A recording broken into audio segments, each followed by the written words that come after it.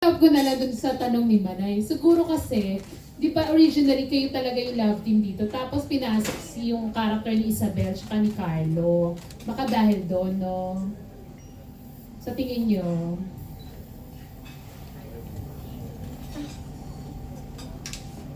Speechless sila.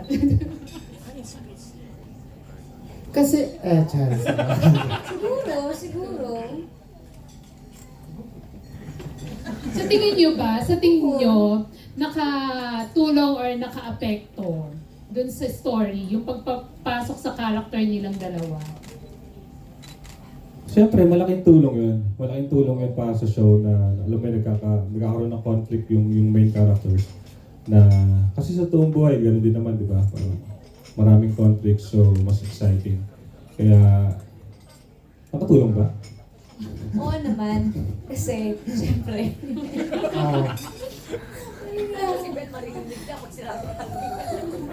Hindi, syempre, ano mo yung tanong? Naka-apekto ba o nakatulong? Hindi, kasi simula naman bago, actually parang mga second week pa lang nung Playhouse, sinabi na sa amin na papasok talaga yung may character. Ipapasok talaga ni Carlo, si Carlo din sa show, di ba? So, alam na namin matagal na. So, hinihintay na lang din namin yung pagpasok niya. And alam nga namin may lang talaga yung part niya. Parang halos isang buwan lang. So, As in cameo role. Tapos na-extend, ganyan. Tapos pumasok si Ben. Kasi napahaba na rin talaga ng napahaba yung show. So, yun. So, I guess nakatulong kasi tumagal yung show, di ba? Pero happy ka ba na, syempre may mga fans din yung love team yun ni Carlo, no? Happy ka ba sa nangyari na nawala yung character niya? Or do you feel sad na, nawala siya? As Angelica, As Angelica and as your character, mahirap yun, dalawa yun. ano gusto mo sagutin? Yung character, Okay. nalungkot siya nung umalis. Umalis siya, syempre may masaya ba? Pag may umalis bang masaya ka? Syempre nalungkot si Patty noon. Pero okay na siya kasi ang focus niya na kay Robin. O yung as Angelica, ayaw mo sagutin. Pinapili mo ako kanina. Oh. Sorry, Sabi mo kasi mali ka kanina doon. as Angelica. Pinapili ka ni, wala na chance. So Angge, kasi nga maraming sumubaybay dun sa character din. Marami lang naggulat bakit kala nila hanggang ending na papanood nga siya. Hindi naman yata talagang ginawa yung role niya hanggang ending. Okay? Sige, tapos natin doon sa character mo kasi sabi mo kanina parang malakas yung impact sa'yo ng character mo dito, di ba? Sobrang nasad ka na mag-end na. Pero hindi naman ito yung first time na naging mommy ka. Di ba? Yung anong natulong sa personality mo ng character mo na naging mommy ka dito, tapos parang sa sobrang lakas ng impact sa'yo ng character, may mga na-post ka pa dati na parang gusto mo nang magka-baby, di ba? Ba't may mga ganong emote ka?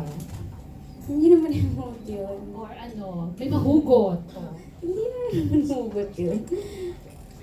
Siguro yung mga personal na ganun at kapag ka pinaparamdam mo yun sa social media, may gusto kang isigaw sa universe. Hindi yun parang ine-emote mo lang or ina-arte mo lang.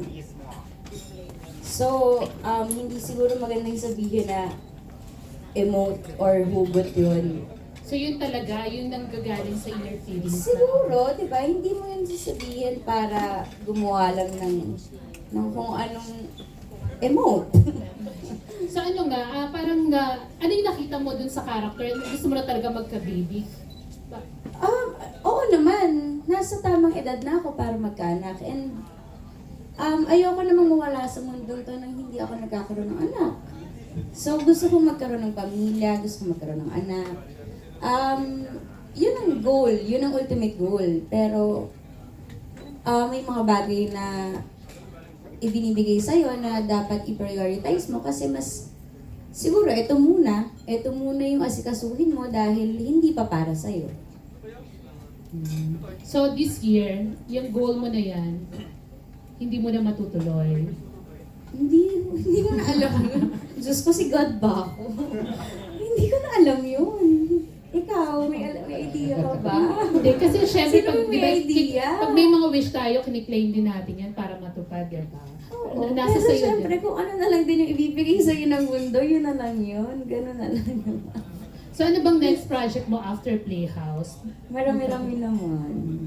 So hindi ka mapapahinga para magkaroon ng time sa love Wala. life sa... Si Z, so after Playhouse,